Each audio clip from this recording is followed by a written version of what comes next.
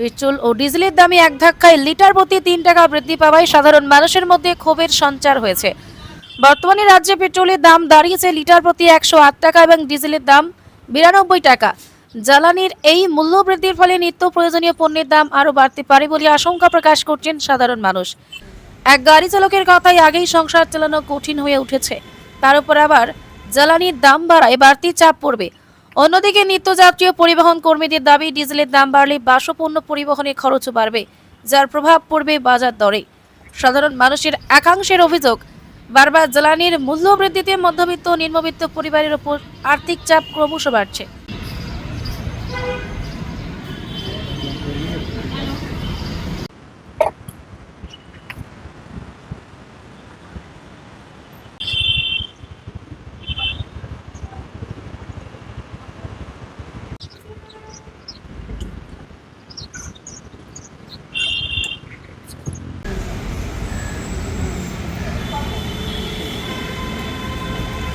আমি সোজা কথা বলে দিচ্ছি, ভোট মিটছে না মিটতেই পেট্রোল ডিজেলের দাম বেড়েছে।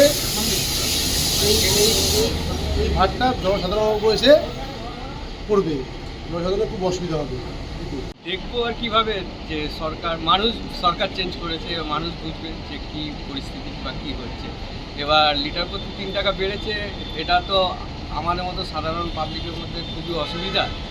তো দেখা যাক কি করে সরকার, একটু চিন্তাভাবনা করলে ভালো হয় যে পেট্রোল ডিজেলের দামটা একটু নিশ্চিত এমনি বেড়ে আছে সব কিছু, তারপরেও যদি ৩ টাকা বাড়ে তা গাড়ি চালানো তো দায় হয়ে যাবে।